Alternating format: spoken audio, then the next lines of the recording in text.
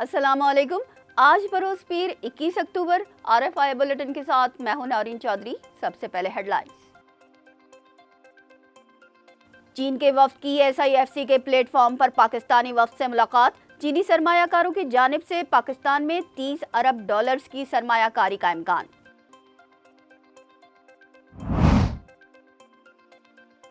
कराची के इलाके सोहराब गोट में CTD का कामयाब ऑपरेशन, 3 दहशतगर्द गिरफ्तार, जबकि जनूबी वजीरिस्तान में कलअदम TTP के 2 ग्रुपों में तसादुम के दौरान 4 दहशतगर्द हलाक हो गए।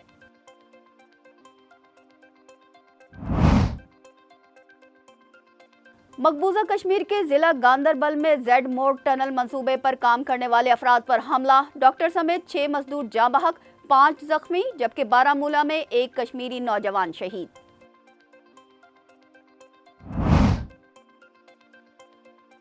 भारत में मोदी सरकार की मुसलमानों के खिलाफ मुतासबाना पॉलिसियां बरकरार, रवां साल हिमाचल प्रदेश में 15 मसाजिद को मस्मार करने का हुक्म।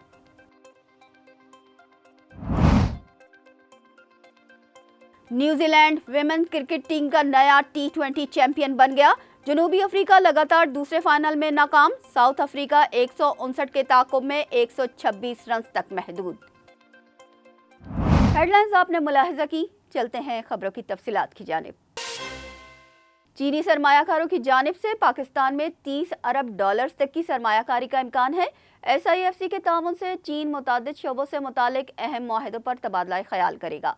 China Asia economic development association के वफ्द की वजारत तवानाई से रिफाइंड पेट्रोलियम मसनूआत और सोलर पावर ग्रिड कनेक्शन के उमूर पर मुलाकात हुई। चीन के वफ्द की जानिब से SIFC के प्लेटफॉर्म पर वजारत सेहत से तिब्बी पॉलिसियों और दवासाजी में सरमायाकारी पर भी बातचीत की गई।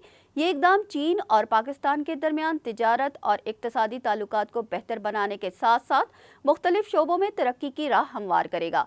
चीनी वफ्द पाकिस्तान में फ्री ट्रेड जोन में आइंदा 5 सालों में 13 अरब डॉलर्स तक की सरमायाकारी करेगा, जबकि मजमूई सरमायाकारी तकरीबन 30 अरब डॉलर्स तक मुतवक्के है।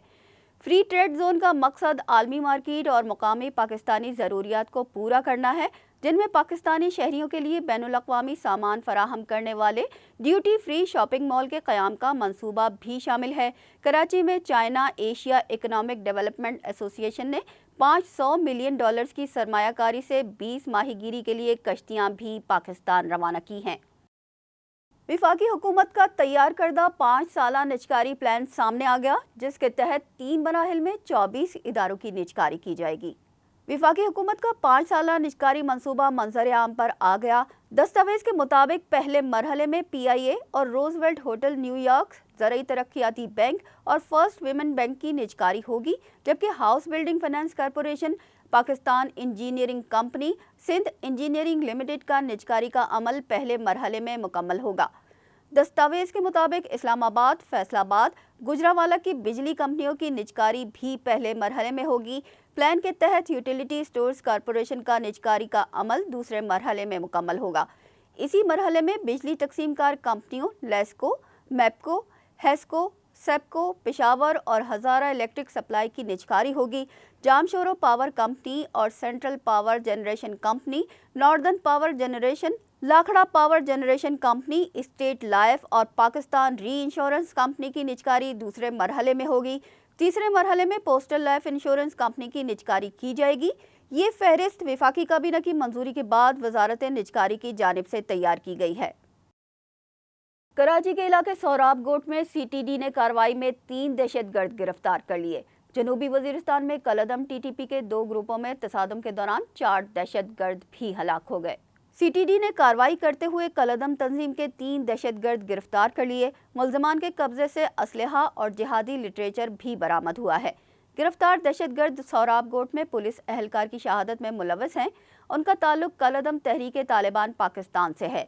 दूसरी जानिब जनूबी वजीरिस्तान में कलअदम तहरीक तालिबान पाकिस्तान के 2 धड़ों के दरमियान शदीद फायरिंग के तबादले में मुकामी कमांडर समेत 4 दहशतगर्द मारे गए।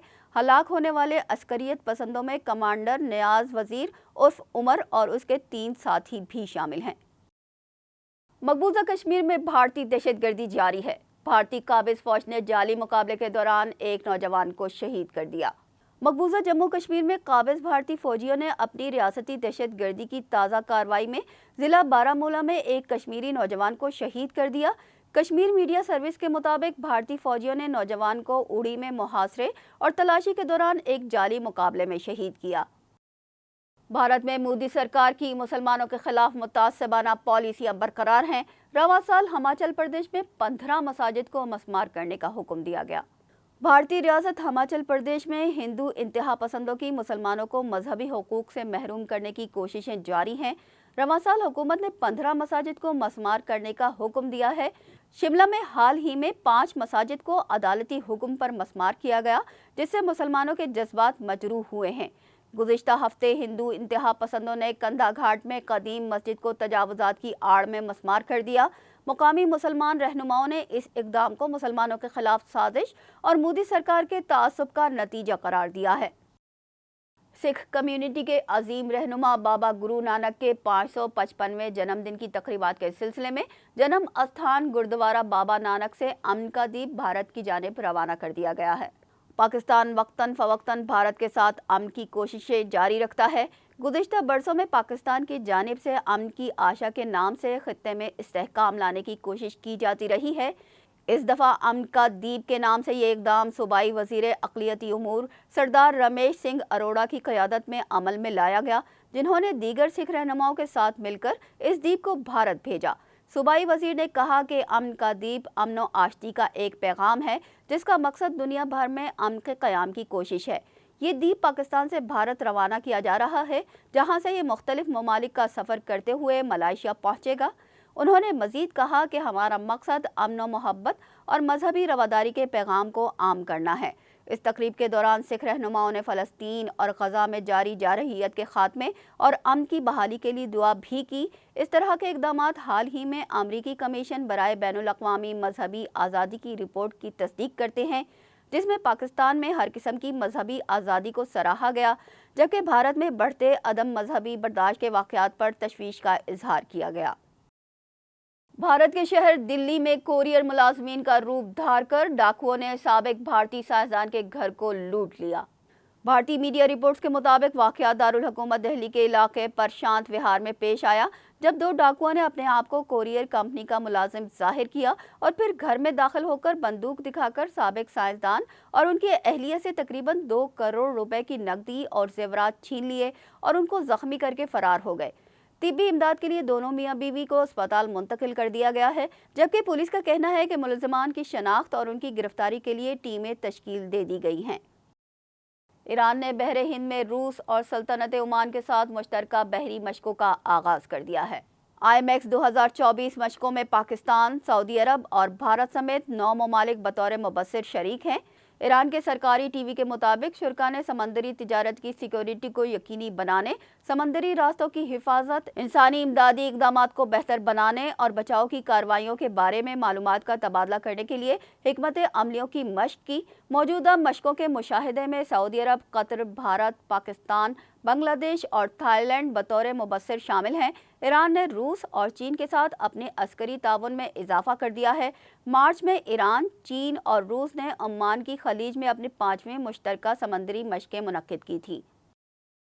ICC women's T20 world cup کے فائنل میں نیوزی لینڈ نے جنوبی افریقہ کو 32 رن سے شکست دے کر ٹرافی اپنے نام کر لی۔